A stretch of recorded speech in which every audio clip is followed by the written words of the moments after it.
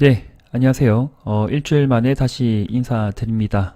주말 영상을 좀 책임지는 직장인 공략 종목들을 제가 좀 언급드리고 있죠. 네, 충분히 공략 가능하다고 판단되는 종목들이고, 그리고 섹터들, 한 주를 좀 책임질 만한 섹터가 또 무엇일까? 또 테마주 위주로. 그러니까 그냥 테마주는 아닙니다. 시장에 좀 관심 속에서 계속적으로 재료 모멘텀이 살아있는 것들 위주로 제가 이제 언급드리고 있는 바고, 지난 이제 10월 16일 날 일요일 영상을 또 보신 분이라고 하면 아마 기억나실 겁니다. 제가 게임주 말씀드렸고요. 그래서 뭐 위메이드나 위메이드 맥스 뭐 급등이 나왔고 제가 뭐 조금은 언급드렸지만, 그리고 컴투스 좀 이렇게 말씀을 드렸던 부분입니다. 그래서 뭐 7%, 뭐 10% 수익을 챙긴 분도 있고 또 챙기지 못한 분도 있겠지만, 게임주는 단기 좀 숨고르기가 있다 하더라도 재차 좀 상승할 여력이 좀 높은 섹터다라고 좀 생각되는 부분이고요. 너무 낙폭 과대하기 때문에 지난주 한 번에 상승이 이제 1파가 나왔다고 보면 좀 숨고르기 하고 재차 2파, 3파가 나올 수 있는 섹터라고도 봐집니다. 그래서 직장인분들 같은 경우에는 아직 익절을 못 하신 분이라고 하면 11월까지 흐름을 계속 지켜보시면서 급등할 때 따라붙지 마시고 또 눌러주면 또 관심을 가져보면 좋겠다. 그렇게 좀 추가 의견을 좀 드리고 싶고요. 폐 배터리주는 흐름이 좀 안 좋았죠. 상승 탄력이 별로 안 좋았습니다. 그러나 유일 에너테크 같은 경우에는 또 충분히 수익을 챙길 수 있는 어떤 마디가 나왔다 생각이 들고요. 수익이 주어지면 꼭 익절하시면 좋을 것 같습니다. 그래서 이 폐 배터리 쪽도 아직 시세가 끝났다고 봐진 않아요. 그냥 상승 탄력은 좀 저조하다. 그래서 아마 뭐 이번 주 주식이란다. 뭐 지수가 살짝쿵 반등이 나오면 그때 평단가나 혹은 뭐 약 익절 정도 잡고 또 이제 매매 정리하시면 좋을 것 같습니다. 우크라 재원 관련주는 뭐 데모, 뭐 특히 엄청나게 뭐 많이 갔어요. 그죠? 많이 갔습니다. 쭉쭉 뻗어 나갔고, 그 다음에 제가 좀 더 말씀드렸던 현대해버다임도 이렇게 쭉쭉 뻗어 나갔던 자리가 보이고요. 그래서 수익이 주어지면 이게 갭상이 나와서 뭐 15.7%까지 찍고 내려왔네요. 그죠? 현대해버다임. 그래서 이러한 종목이 뭐 끝났다라고 또 생각이 안 됩니다.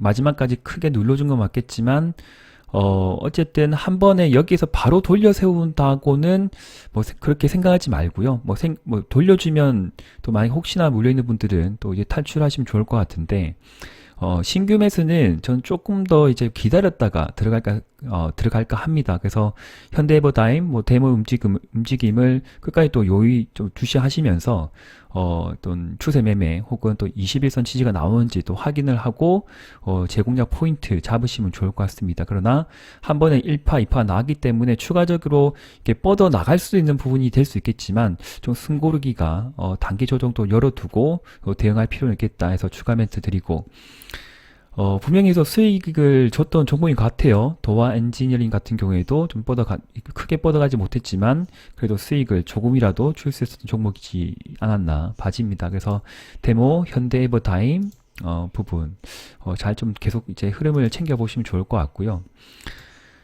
이번 주 제가 언급드린 종목은, 뭐 제목에도 보시면 알듯이, 일단 뉴스 잠깐 볼게요.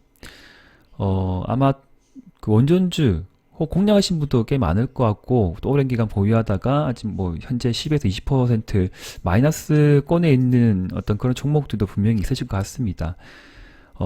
이러한 섹터는 사실 손절을 하기가 진짜 까다로운 어떤 종목이거든요. 그래서 분할 매수로 좀 가져가다 보면 어떤 시간의 듀레이션에 따라서 언제 어느 때 또 뭐 다른 섹터들이 좀 쉴 때, 뭐 에너지 주들이 좀 쉬는데 갑자기 원전주가 또 지수가 약간 그 애매하고 탄력이 떨어질 때, 뭐 어떤 섹터가 크게 시장에서 또 주의를 관심을 받지 못하는 상황에서 뭐 한 번씩 급반등이 나오는 그런 섹터입니다. 그래서 원전주는 없으신 분들은 이번 주 뭐 초안으로 뭐 내일이든 모레든 혹은 뭐 두세 번 나누어서 직장인 분들은 추가 매수 뭐 다음 주까지 열어놓고 봐도 될 것 같고요.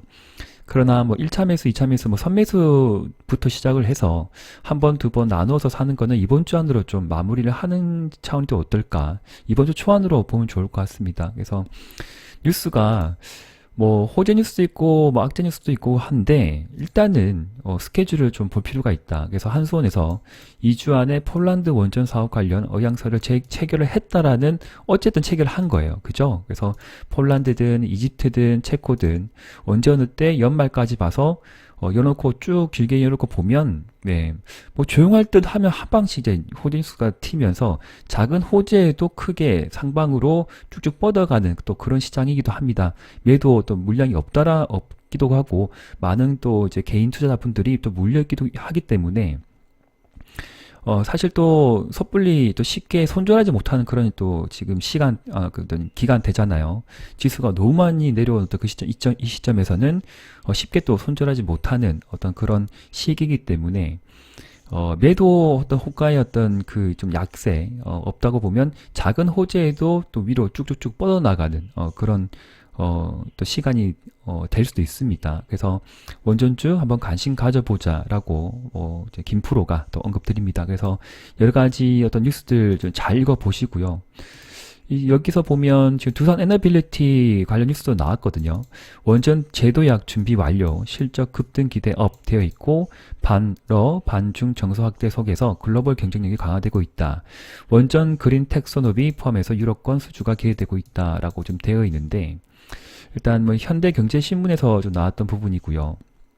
찾아가지고 꼭 읽어보시면 좋을 것 같습니다.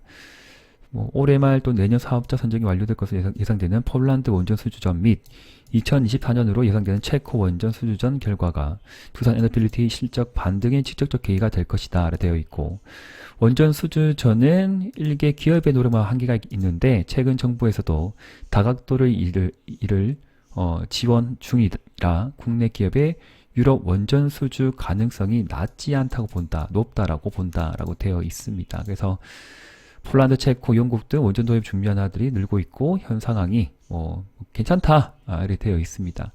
그리고 건설업계 전반적으로 본다 하더라도 부동산 경기 침체를 지금 다 인식하고 있는 부분이에요. 그래서 새로운 어떤 먹거리가 무엇이 있을까라고 고민하는 것이 또 원전 또 신산업 그다음에 수소까지 열어두고 좀 이제 미래 먹거리를 좀 찾고 도전하고 있는 듯 합니다. 그래서 이러한 부분도 시장의 어떤 흐름을 계속적으로 이제 좀 보면서 따라갈 필요가 있다라고 생각되는 부분이고요. 또 최근 뉴스 보면 또 산업부에서 네덜란드 외교부에 반도체 원전 수소 협력을 강화하자라고 되어 있습니다. 그래서 저기서 말씀드리고 싶은 것은 수소 경제 힘쓰는 건설사 미래 먹거리 두고 각출전 이런 말 있죠. 그래서 원전을 하나로 그냥 떼놓고 보지 마시고요. 원전에서 이제 보면 잠깐만요. 이 뉴스를 보시면요. 원자력 청정수소란 원전 가동 시 발생하는 전기와 전기를 활용해 물을 전기 분해하는 수전의 방식으로 생산하는 수소를 말한다라고 되어 있습니다. 그래서 원자력 가동하면서 거기서 발생되는 또 자원들을 이용해서 수소를 또 값싸게 좀 생산할 수 있다라고 보기 때문에 원전과 수소의 두 가지 키워드는 뭐 함께 보시는 저는 방법이 좀 좋겠다 생각이 들어서 이번 주 이제 주말 영상이죠. 언급드리고 싶은 키워드가 원전하고 수소 이 두 가지를 좀 말씀드리고 싶습니다. 한수원에서도 이제 원자력 발전을 이용해 수소 생산 단가를 낮추고 탄소 배출량까지 잡겠다는 계획이다. 물을 분해해 수소를 생산하는 과정에서 전기가 사용되고요. 전기 생산에는 탄소가 배출되는데 이런 어떤 뭐 단가 낮춘다. 그리고 어쨌든 한 가지를 이용해서 두 가지를 이득을 본다는 거죠. 그래서 여러 가지 어떤 기업체에서 대기업에서도 건설 업계에서도 끝까지 뭔가 해보겠다, 진짜 벌어보겠다 그런 마인드로 먹거리 창출의 어떤 그런 또 시발점에서 지금 계속적으로 좀 관심 갖고 있는 분야가 원전 또 수소 경제 이렇게 좀 폭넓게 좀 생각해 보자라고 또 언급드리면서 종목들 좀 말씀드리도록 하겠습니다. 그래서 원전주 하면 아마 대부분들이 이제 생각하시는 게 좀 건실한 회사, 한 번 또 치고 가면 또 열심히 좀 잘 치고 가는 놈이기도 합니다. 그래서 두산 에너빌리티가 뭐 실적이 좋다 나쁘다 뭐 그런 말이 많겠지만 우선적으로 이러한 종목이 또 가야만이 또 다 함께 섹터가 가는 움직임을 보이는 거거든요. 혼자 달리지 못합니다. 원래 테마주가 그러하고요. 그래서 직장인분들 같은 경우에는 이제 두산 에너빌리티 제가 좀 전에 뉴스 공유드린 이제 이 기사를 직접 검색해서 찾아보시면 될 것 같고요. 그래서 10월 20일 날짜로 나온 기사네요. 그래서 혹시나 가지고 계신 분이라고 하면 지금 평단가를 좀 낮춰야 될 시점을 온 것 같고 잘 좀 5일선 지지받고 올라갈 듯 하다가 재차 좀 밀렸습니다. 밀렸지만 거래가 크게 발생됨 없이 그냥 거래량 없이 눌러졌기 때문에 작은 호재에도 다시 크게 급반등이 나올 수 있는 부분이다 생각되는 부분이고요.